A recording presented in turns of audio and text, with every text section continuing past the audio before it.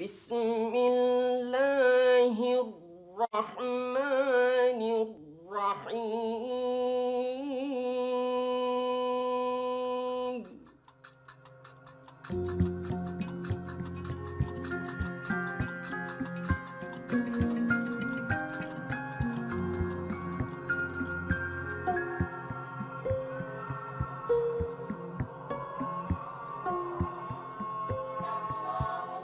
The Koran, from the Arabic al-Quran, meaning reciting or reading, is the founding book of Islam, a religion shared by over 1 billion followers throughout the world.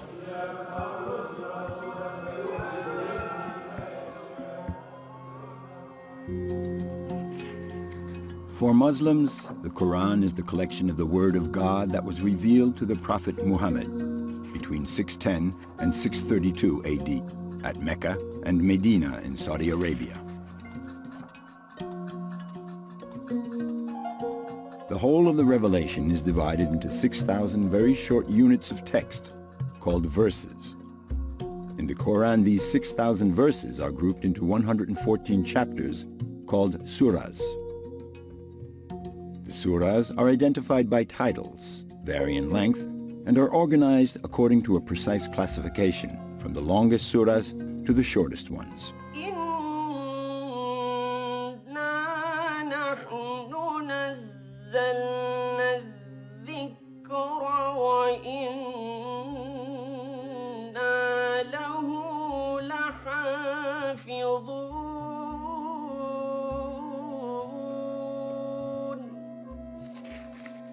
In Muslim tradition, God himself is the guardian of the Quran. In other words, throughout its history, there has only been one single version of the Quranic text, which has not changed for 14 centuries.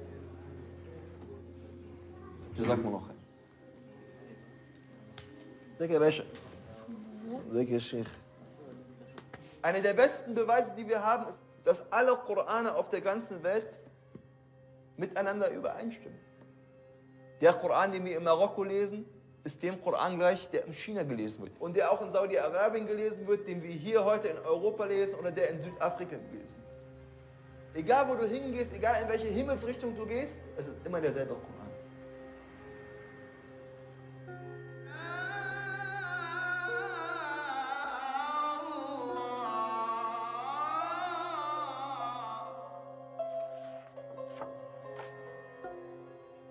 This dogma of an unchangeable Quran, a pillar of Muslim tradition, was, however, to be questioned by European scientists following a totally unexpected discovery.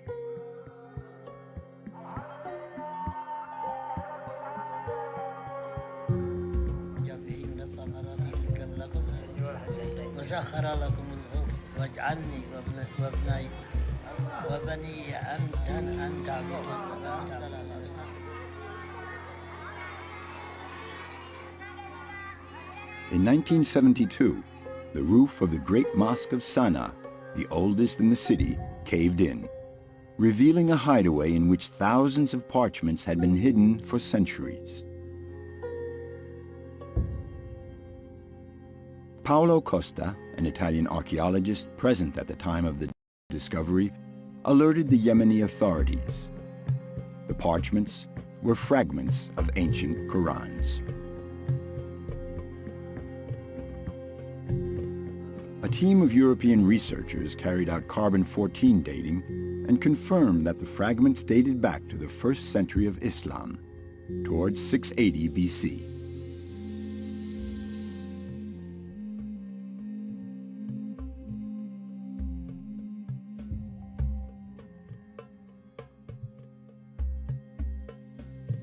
They were the oldest known Quranic manuscripts in the world, and consisted of very basic writing composed of a simple skeleton of consonants. In the eyes of the European scientists, it was an invaluable collection for acquiring knowledge about the history of the Holy Book of Islam. Ce fonds est actuellement en cours d'étude et c'est par ce biais que l'on a eu de nouvelles informations sur la transmission du texte coranique dans les premiers temps de l'islam. Et c'est là où l'on a découvert pour la première fois un manuscrit qui présentait une séquence différente des sourates de celle qui est canoniquement admise. The surahs were set out in a different way. But there were also palimpsests, fragments on which the initial text had apparently been rubbed out and replaced with another. Foreign non-Arabic words also featured. There were clearly notable differences compared to the Koran as it is today. The Koran, therefore, apparently had, like the other holy books, a history. During the first century of Islam, the Quranic text, its writing, its layout, and even the shape of the book visibly evolved as the new religion expanded, following the conquest of new territories, the emergence of competing versions, and games of religious and political power. A history of the origins is being written today between Islamic tradition and scientific analysis, and calls upon European researchers and Muslims to cross-reference their accounts and knowledge.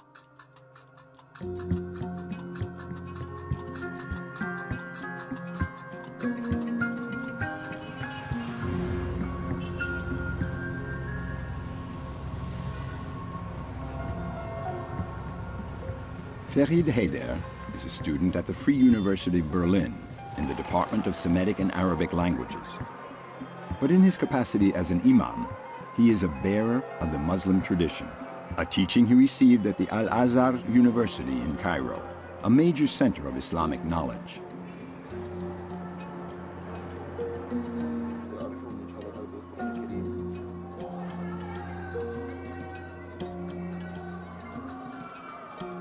In the mosque, students from all over the world gather to take part in theological discussions and to share their knowledge, and to recite the Quran like a perpetual echo to the revelation made to Muhammad at the start of the 7th century.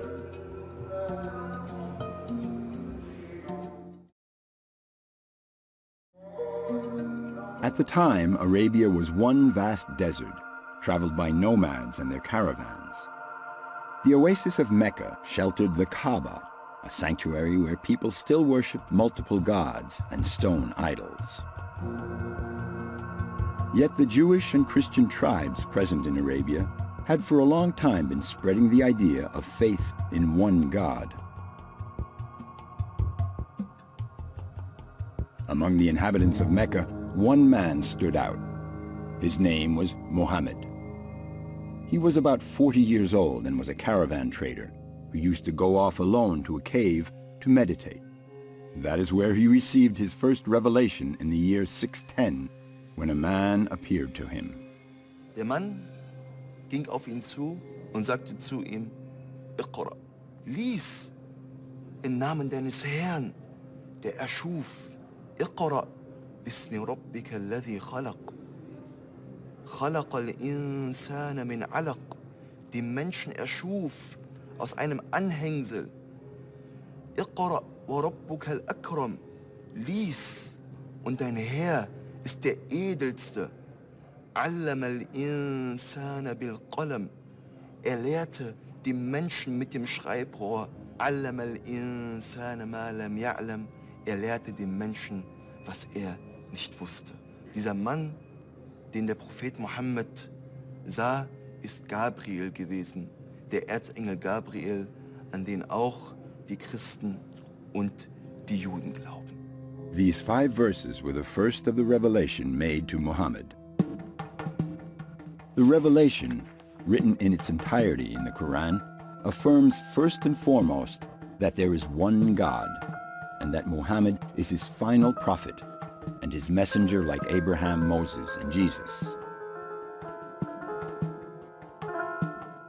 The revelation also sets out the major themes of submission to God, the reward of the faithful, and the final judgment. It announces the coming of a new community, that of the Muslims, and decrees the laws that will govern it, concerning religious rituals, social organization, and politics. As and when he received them, Muhammad shared his revelations with Khadija, his wife, then with his cousin Ali and his close friends, who were to form his first circle of followers, the companions. Together, they learned each one of the revelations by heart that the Prophet continued to receive. They recited them continuously so as not to forget anything. كذلك نقص عليك من أنباء ما قد سبق وقد آتيناك من Mecca today is the most sacred place of Islam, calling millions of Muslims every year to carry out the pilgrimage around the Kaaba. But this was not the case during the Prophet's time. At first, the people of Mecca were indifferent to Muhammad's preachings. But when the Prophet urged them to give up the pagan worship of idols, they started to persecute him. Muhammad was forced to leave Mecca. It was in Medina, an oasis inhabited by many Arabs who had converted to Judaism, that the Prophet made his home in 622 AD with his first followers, the companions, including Abu Bakr, Omar, Uthman, and his cousin Ali. Medina was established as the capital of the first Islamic state. At the head of a new community and equipped with a powerful army, the Prophet Muhammad set out to conquer new territories.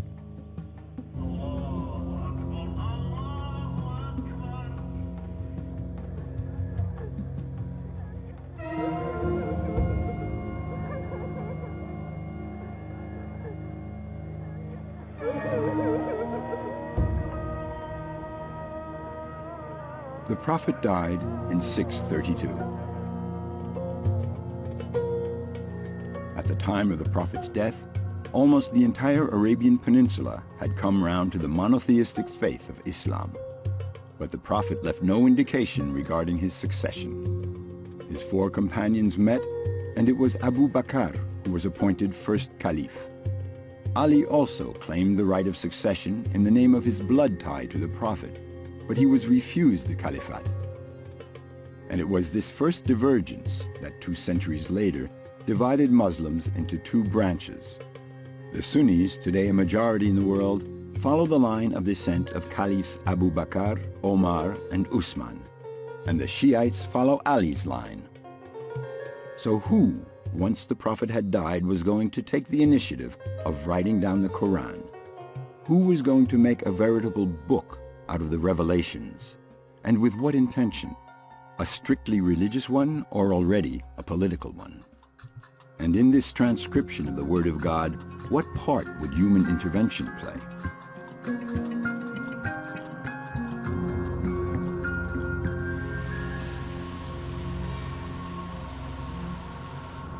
François Desroches is a world specialist in the history of Arabic manuscripts. He works on Qur'ans from Damascus and Cairo at the Bibliothèque Nationale de France, where one of the most important collections of ancient manuscripts is kept. As a paleographer and a codicologist, he carries out a double analysis on the Qur'ans, both the history of the writing and the history of the codex, the most ancient forms of bound books. Dans les débuts de l'islam, la mise par écrit du Coran semble avoir été un enjeu important pour les communautés musulmanes. Il y a, semble-t-il, la volonté de réaliser ce qui était une promesse contenue dans le texte coranique, celle d'un kitab, d'un livre qui se matérialise, et on a bien l'impression que transcrire le texte coranique correspondait à une urgence de posséder un livre qui faisait de la communauté musulmane la détentrice d'une écriture au même titre que juifs et chrétiens qui étaient peuple du livre, Ahl al-Kitab.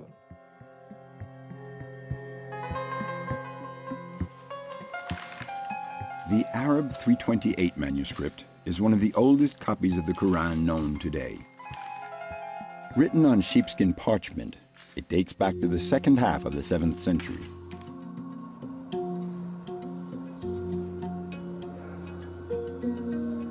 The manuscript was discovered in a hideaway at the Amra Mosque in Fustat, in what is today the suburb of Cairo, during Napoleon Bonaparte's Egyptian campaign in the late 18th century. The fragments of parchment it contains, written by several copyists, represent about half the Quranic text. In addition to those kept at the Bibliothèque Nationale de France, Other fragments are kept at the National Library of Russia in St. Petersburg, at the Vatican Library in Rome, and in a private collection in London.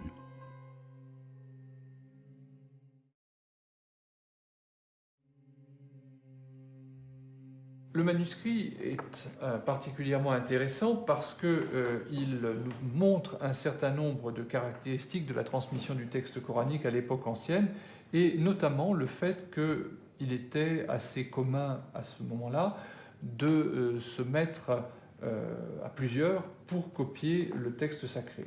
Nous savons que le texte a été copié par plusieurs intervenants parce que les mains sont très caractéristiques. À côté de celle-ci, qui est sans doute la plus importante au sein du manuscrit, nous avons également un autre copiste et qui lui écrit dans un style beaucoup plus élaboré.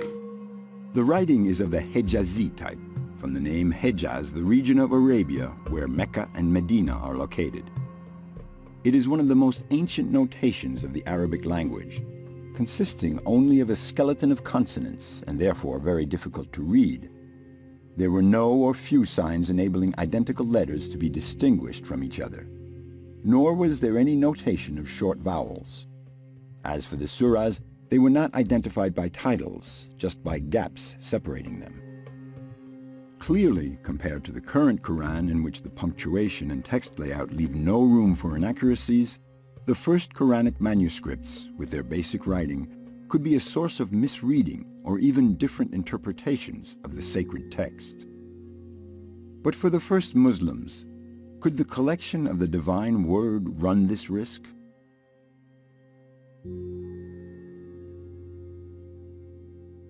Ce que l'on sait de l'usage de l'écriture dans l'Arabie ancienne, je veux dire par là l'Arabie du 7e siècle de notre ère, montre que ce que l'on souhaitait avant tout quand on utilisait l'écriture, c'était disposer d'un aide-mémoire, c'est-à-dire non pas quelque chose qui permettait une lecture autonome, mais un support pour permettre de retrouver le texte mémorisé par l'utilisateur et capable de subvenir à d'éventuelles défaillances de mémoire en lui donnant les moyens de retrouver le texte lui-même. C'est en tous les cas ainsi que plusieurs spécialistes expliquent les débuts de la notation, par exemple de la poésie arabe, qui se faisait avec des aides-mémoires qui n'étaient pas destinées à circuler comme des livres, mais plutôt comme des notes. Pour le Coran, il semble qu'il en a été de même et que ce que l'on cherchait avant tout quand on était en train de copier un texte comme celui que j'ai sous les yeux, c'était d'avoir grosso modo un fil directeur pour retrouver le texte lui-même.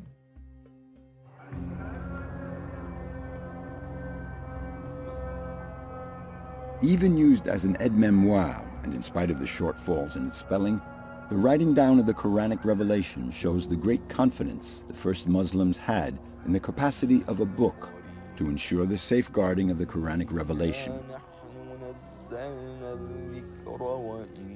The book, which was still in its primitive form, still had to be given a central and unique status, the status of a canonical text. That task was carried out by Caliph Uthman, the third successor of the Prophet Muhammad. Caliph Uthman's account precisely established the conditions and issues. At the time of Caliph Uthman, the Islamic Empire grew considerably, to the north towards the provinces of Sham, modern-day Syria, but also to the east towards the provinces of Persia, and to the west towards Egypt. These conquests incorporated populations into the empire who converted to Islam, but who did not master the Arabic language. Und aus diesem Grund kam es unter den Muslimen, insbesondere an Orten, die weit abgelegen waren von Mekka und Medina, von den Geburtsstätten des Islam, zu Meinungsverschiedenheiten in Bezug auf die richtige Leseart des Korans.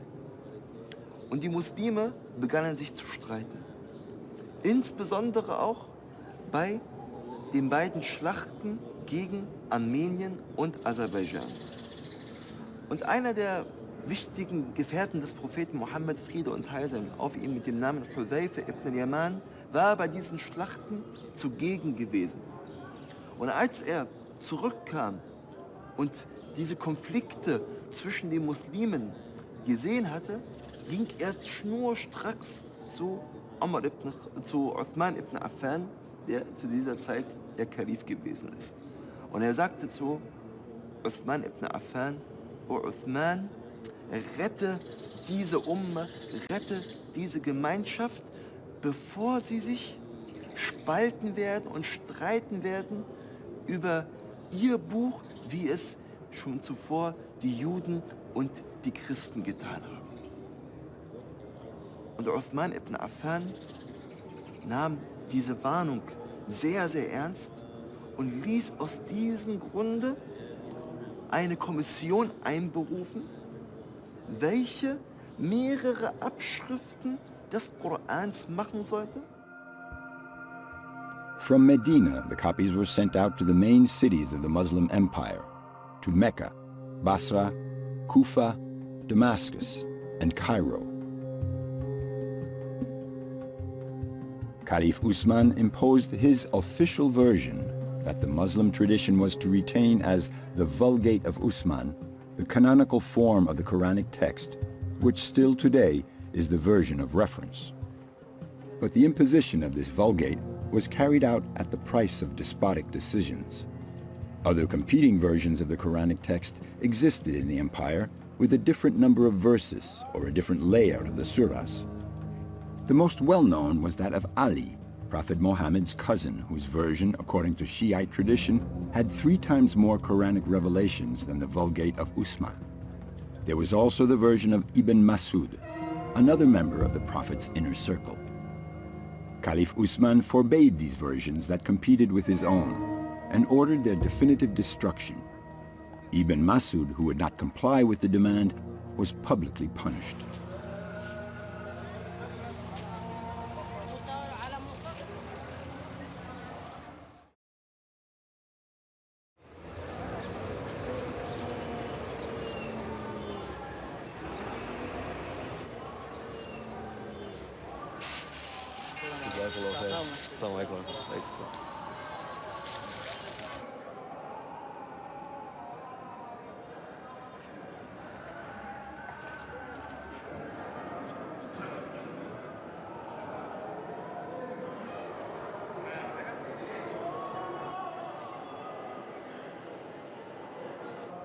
The Vulgate of Uthman, an object of faith as much as of power, was elevated to the rank of an object of devotion in the Muslim tradition.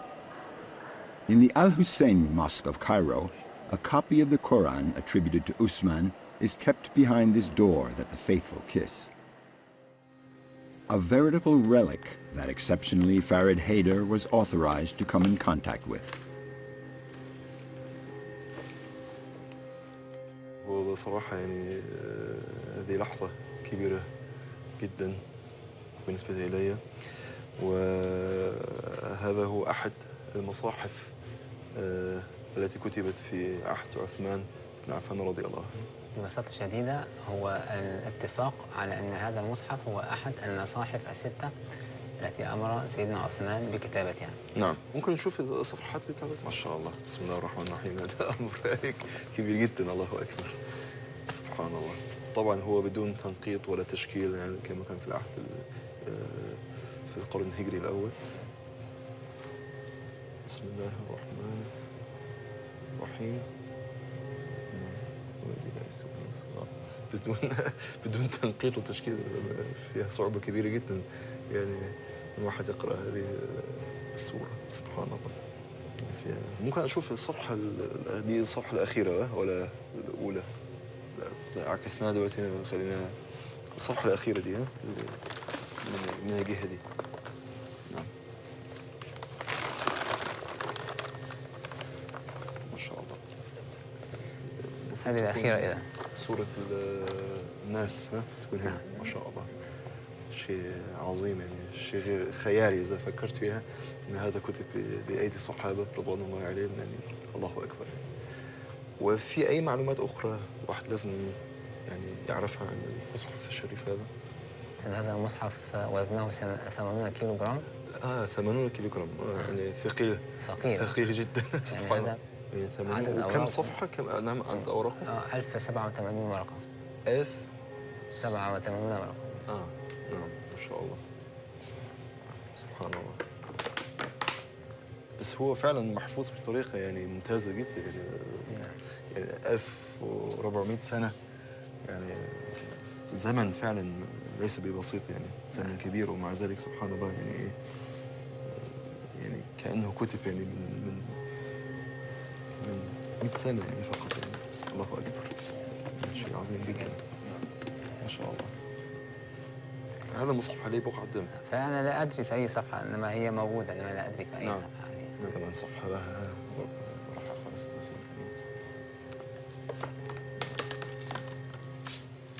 قد تكون هذه قطرات الدم ولا لا؟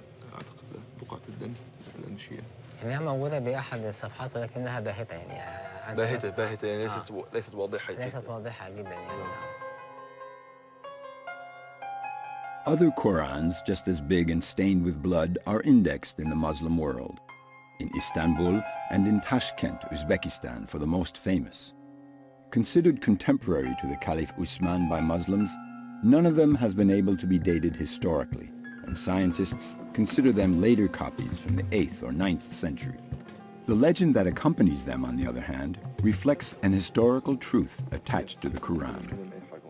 Uthman's reign was a lengthy crisis. After 10 years of despotic rule, he was assassinated in his palace in Medina in 656, surrounded by Qur'ans, according to tradition, thus explaining the caliphal bloodstains on the pages of the sacred text. Those who revolted against Uthman allegedly accused him of having imposed his sole official version of the Quran by force. The Quran was several books, and you have reduced them to one, a direct reference to the competing versions of Ali and Ibn Masud destroyed on Uthman's orders. Ali, who had claimed succession through his blood ties with the Prophet Muhammad, was brought to power, but his reign was a short one. Ali was deposed by a young governor of Syria called Muawiyah, a member of Caliph Uthman's inner circle. Ali was in turn assassinated. Muawiyah then seized power and in 661 founded the powerful Umayyad dynasty, a Sunni dynasty that was to reign over the Muslim empire from its new capital, Damascus.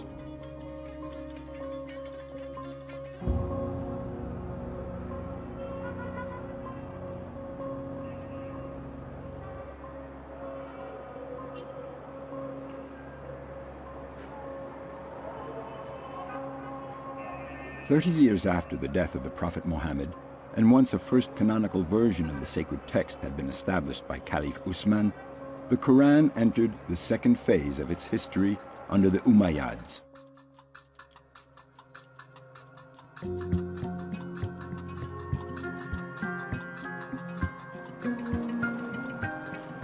By moving its capital from Medina to Damascus, the center of the Muslim empire was now located in a more complex environment, even more hostile than Arabia had been. It was first necessary to face the revolt of the Shiites, led by the son of Ali, Hussein, who was massacred in Karbala in Iraq, decapitated by the Umayyad armies in battle.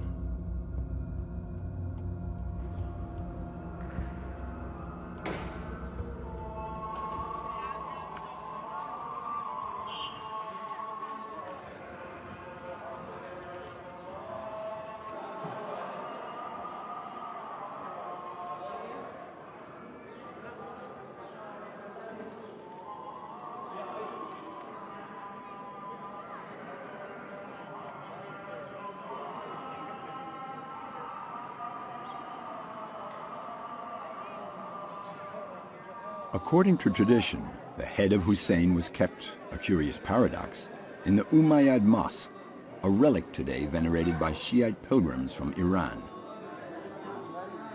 With the massacre of Hussein, the Umayyads did not put an end to the Shiite descendancy, but they initiated a symbolic future victory. The Shiites would recognize the Vulgate of Uthman as the official and only Quranic text for the whole of the Muslim community. The other major challenge was on the other side of Byzantium, its powerful Christian Greco-Oriental empire, an heir of the Roman Empire. Arab Muslim conquerors had already snatched the provinces of Syria and Egypt. But for Caliph Muawiyah, the influence of Byzantium on the Mediterranean remained an obstacle for him, who wanted to bring Islam towards Ifriqiya, the gateway to northern Africa.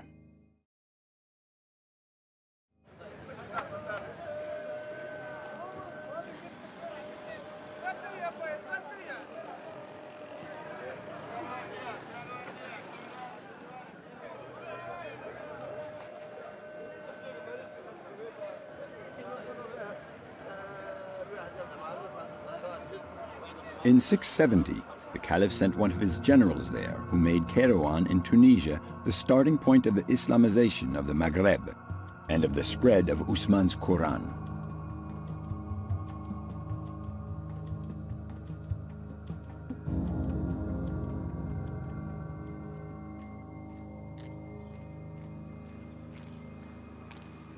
The general built a great mosque there, and newly converted Muslim followers were grouped there around the Koran of Uthman.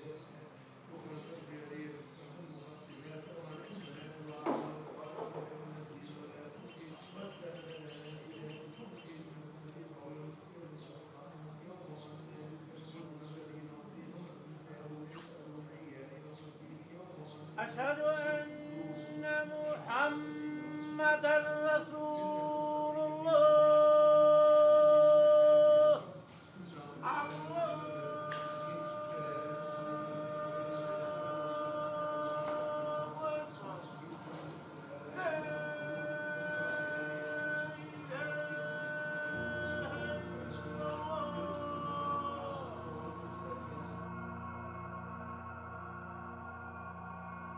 Added to the Qurans brought by the Umayyad troops were those that the Kairouan copyists started to produce locally.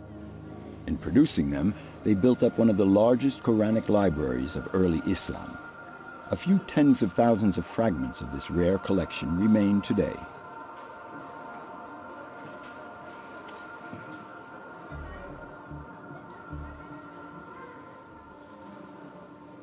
Among them, two historic copies of the Quran from the Umayyad period.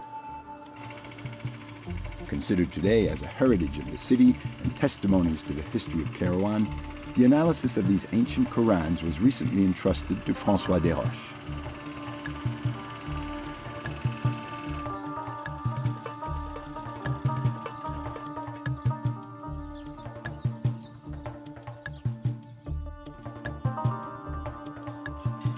Under the leadership of Murad Rama, a doctor in Islamic archaeology, the precious fragments of Quranic parchment are being painstakingly restored.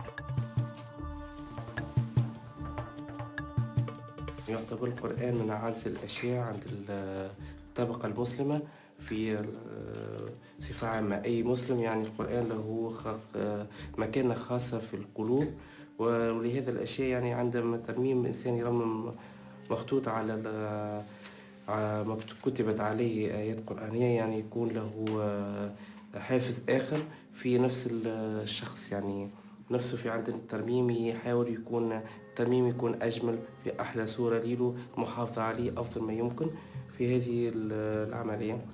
أما الإنسان عندما يرمم مخطوط على القرآن يكون له شعور غامر، يعني يكون له معناتها شعور لا يوصف يعني من الفرحة، يعني لأنه يحافظ على شيء يعني من قيمته التراثية والإنسانية والإسلامية خاصة.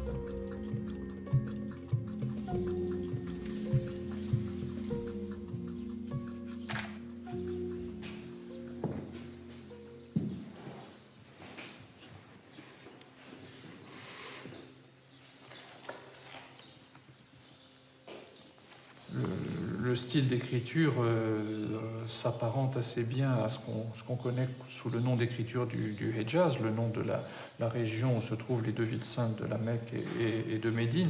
De quelle époque vous daterez le cas échéant? C'est le début du 8e siècle, et j'imagine que ça pourrait coïncider avec la deuxième phase, disons, de l'installation musulmane à Kairouan. Absolument, ça aurait pu effectivement être un des moyens d'islamisation du pays, avec cette présence d'une collection de Coran à la grande mosquée du Coran. Il y a sans doute eu une volonté de faire durer ce manuscrit. On le voit dans ces pages qui ont été repassées pour les rendre plus lisibles. Absolument. Je ne pense pas qu'à Kérouan, dans les manuscrits de la collection, on observe de divergence par rapport à ce qui est la Vulgate haussmannienne, c'est-à-dire que les sourates sont dans l'ordre où on les connaît actuellement. On a l'impression effectivement que dans l'histoire, il y a eu une volonté de diffusion de copies de référence qui a été très forte. Là, c'est vraiment tout à fait autre chose. C'est sublime et c'est vraiment grandiose. Si on ouvre une page, on a vraiment la vision de la taille de ce manuscrit qui était impressionnant. Impressionnant, effectivement. Nous disposons de plus de 250 feuillets, alors qu'effectivement, on considère que ce manuscrit il était constitué de 500 feuillets. Il faut penser 500 pots. Oui, ça représentait un volume énorme. Donc là, même si ça n'est pas forcément exactement le tout début du 8e siècle, c'est vraiment la première moitié. Et c'est un témoignage tout à fait exceptionnel sur la diffusion du texte coranique à cette époque et l'art du livre aussi, parce qu'il faut quand même remarquer cette espèce de saut qualitatif tout à fait impressionnant entre les deux manuscrits. La finesse du trait, on a affaire à des professionnels du dessin, des gens qui sont déjà des enlumineurs qualifiés. Et donc il y a une grande variété de couleurs et de motifs aussi. Oui, ce motif de flèche est assez exceptionnel. La qualité du décor et surtout sa variété, on a l'impression qu'il n'y a pas deux sourates précédées d'un bandeau identique, que ce soit du décor végétal ou du décor davantage géométrique. Oui. Encore aujourd'hui, ça reste un manuscrit impressionnant par sa dimension. On a vu tout à l'heure un autre manuscrit qui était quand même beaucoup plus petit, peut-être qu'une page. On voit bien la différence de valeur et la différence des moyens mis en œuvre. Oui, ça je crois que c'est un des joyaux de la collection. Absolument.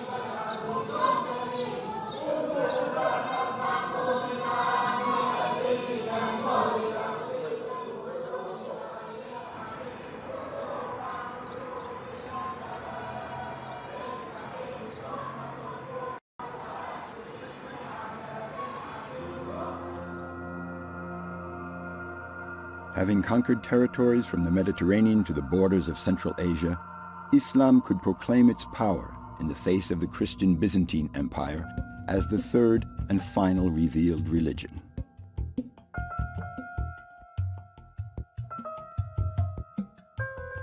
This power, however, still needed a veritable expression, with Islamic grandeur linked to the history of Christianity. The architect of this issue was to be Abd al-Malik, the most flamboyant caliph of the Umayyad dynasty. He made the erection of Islam's first monuments and the reform of the Quran the two pillars of his reign, which started in 685.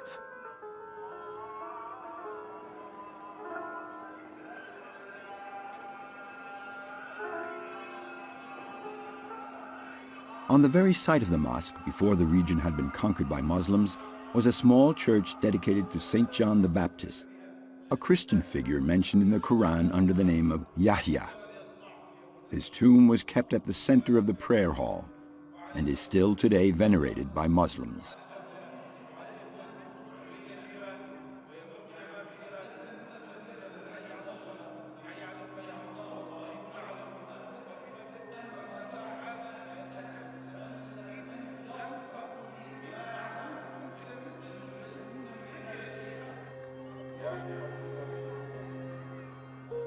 The presence of Christians on Muslim land is also visible in the art of Umayyad decorations. The great Mosque of Damascus still bears witness to this, and François Desroches has come to observe it today in an attempt to establish a link between architecture and the Umayyad Qur'ans, including one Qur'an in particular, an extremely rare one discovered in Sana'a in 1972.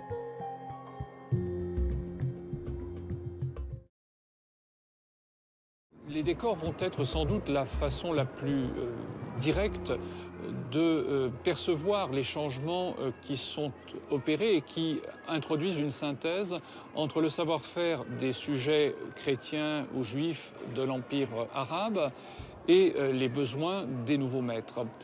On fera appel à des artisans et des artistes chrétiens, certains seraient même venus prêtés par l'empereur byzantin, et les décors qu'ils vont installer sont bien sûr marqués par la culture qui est la leur, adaptés naturellement aux exigences particulières du monde musulman.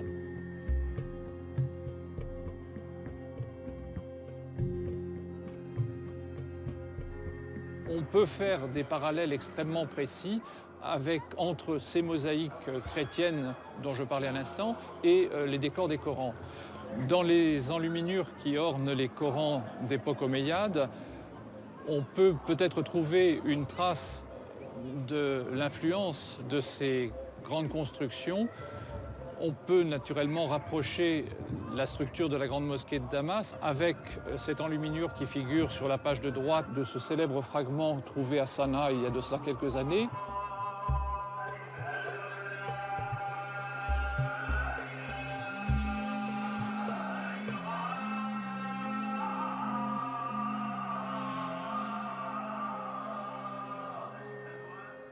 In an empire where non-Arab Muslims were now a majority, it was necessary for the Umayyad powers to bind the Muslim community together, to give it coherence and unity.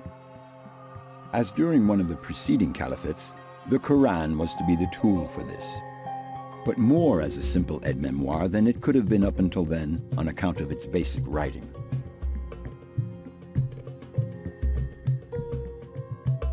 For the Umayyad Caliph Abd al-Malik, the Vulgate of Uthman needed improving. He added very precise punctuation to the defective skeleton of consonants. Similar letters were distinguished from each other, vowels were notated, and punctuation was indicated. Thus completed, the Quranic text could no longer be a source of misreading or contradictory or dissident interpretations. Caliph Abd al-Malik called on Muslims to only follow what he imposed as the sole version of the Quran, that of Uthman. Now it had been definitively fixed. And like Caliph Uthman did before him, Abd al-Malik sent official copies to the capitals of the empire. Less than a century after the death of the Prophet Muhammad, Islam, on the same level as the two other revealed religions, had its own book. The work of Caliph Uthman and his will for one sole and unified Quran had finally been accomplished.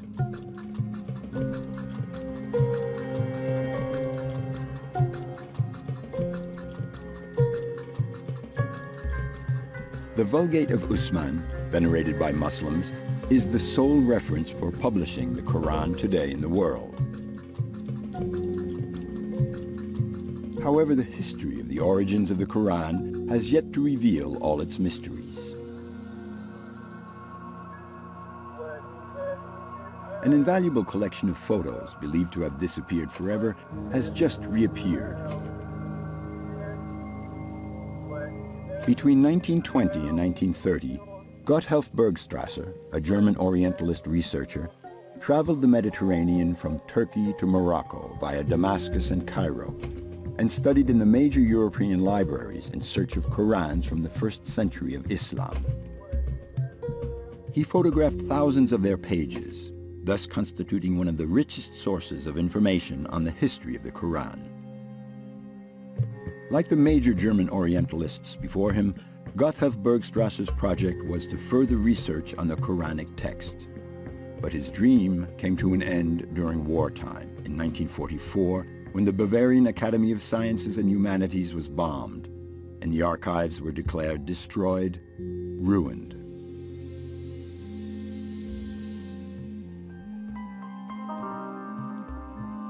The Bergstrasser archives had in fact been deliberately hidden, perhaps by fear at the time of initiating an analysis of the Quran which would probably have been considered too sensitive. Found again in 2007, they were entrusted to a research unit at the Brandenburg Academy of Sciences and Humanities called Corpus Coranicum and led by Professor Angelika Neuwirth. For her and her team, the richness of the Bergstrasser photographic collection provides several years of fascinating research and has sparked the enthusiasm of European scientists, just as the Sana fragments in Yemen did 30 years before.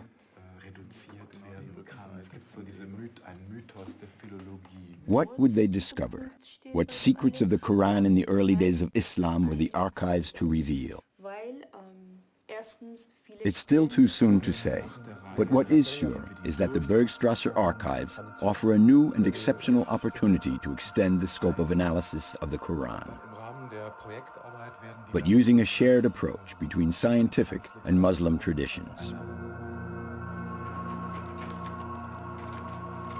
Wir versuchen immer die allerältesten Koranhandschriften zu transliterieren und zu untersuchen, weil die vielleicht relevanter sind und die sind näher zu der Zeit, als der Koran herabgesandt wurde. Ich finde, es ist interessant, dass die Muslime auch daran teilnehmen, damit sie erstens wissen, was hier geforscht wird und was für Herangehensweise gibt es und was man auf dem Koran, was man vom Koran hält, sozusagen im Westen. Und zweitens, wenn die Muslime auch dabei sind in orientalistische Studien, sie können vielleicht manche Meinungen, die total gegen den Islam und Koran sind und das alles als falsch und Fälschung. Und das macht wirklich Spaß, wenn man diese Koranhandschriften transliteriert. Man sieht, also so wie, man liest zum Beispiel eine Sure, zum Beispiel habe ich Sure 20 3-4 Mal transliteriert und irgendwie ist mir diese Sure auswendig und ich bekomme ein Gefühl, wie die früheren Leute den Koran gelesen haben. Also ich denke, dass es sehr wichtig ist, Handschriften zu sammeln und auch zu untersuchen. Es ist auch für Muslime sehr wichtig, weil wir als Muslime natürlich davon ausgehen, wie es auch der Koran sagt, dass der Koran von Gott bewahrt wurde, aber mit natürlich den Mitteln, über die die Menschen verfügen. Vielleicht noch eine Frage. Ich meine, wie fühlst du dich denn eigentlich als Muslime an solch einem Projekt dann teilzunehmen, was ja eigentlich von Orientalisten, das heißt von nicht-muslimischen Wissenschaftlern geleitet wird und auch initiiert wurde? Also ich hatte nie ein Problem damit. Natürlich, wir haben ein anderes Gefühl für den Koran. Wir sehen es wirklich in einem heiligen Buch und wir sehen unsere Religion da drin. Das heißt, du empfindest keinen Widerspruch. Ja, weil ich persönlich auch, also das, was ich bisher von diesem Projekt mitbekommen habe, empfinde auch nicht diesen Widerspruch, weil ich nämlich einfach sehe, dass diese Leute wirklich sehr objektiv und wissenschaftlich an die Sache herangehen. Und ich denke nicht, dass wir als Muslime Probleme haben sollten mit einer wissenschaftlichen Herangehensweise. Ja, genau. Weil ich denke, wir müssen auch einfach als Muslime die Kraft haben oder die Kraft aufbringen, uns vielleicht auch wissenschaftlich damit zu beschäftigen, auf jeden Fall. Um einfach auch zu zeigen, dass wir keine Angst haben. Ja. Weil wenn ich sage, ich möchte nicht wissenschaftlich an die Sache herangehen, dann es reicht mir aus, dass ich glaube, dass das wirklich von Gott ist und dass es nicht verfälscht wurde, deutet auf eine gewisse Schwäche hin im Glauben. Das heißt, ich habe Angst, da könnte etwas herauskommen, was uns Muslimen vielleicht und dem Islam nicht so gut tut, weil es halt vielleicht dem widerspricht, was wir glauben. Aber ich mache mir da überhaupt keine Sorgen. Ja, und sowieso in Deutschland arbeiten immer Deutsche als Orientalisten. Ich finde, es ist auch wichtig, dass irgendwann auch die Muslime in Orientalistik vielleicht ein bisschen, Genau. Eines unserer wichtigsten Ziele ist, die das Teilen unserer eigenen Erkenntnisse oder unserer eigenen Sichtweisen mit Muslimen über den Koran. Wir hoffen natürlich auf die Dauer, dass wir etwas werben können für eine eigentlich überfällige Idee, die darin besteht, dass man die beiden Traditionen nebeneinander stellt und sie miteinander auch in der Lehre verbindet. Also wir brauchen im Grunde so ein Miteinander, was in einer globalen Welt eigentlich überfällig ist, von zwei Wissenstraditionen, die sich aneinander dann gewissermaßen abgleichen können. Also insofern wissen wir uns da mit den Muslimen in einem Boot und wir wollen natürlich auch auf gar keinen Fall unsere Koranforschung betreiben als als ein akademisches Unternehmen, während es Millionen von Muslimen gibt, die neugierig sind und interessiert sind und die auch selber ein Wissen haben, das wir nicht besitzen. Aber eigentlich, wenn wir dem Koran wirklich nahe kommen wollen, brauchen wir natürlich die enge Zusammenarbeit mit muslimischen Gelehrten, ohne die es gar nicht geht.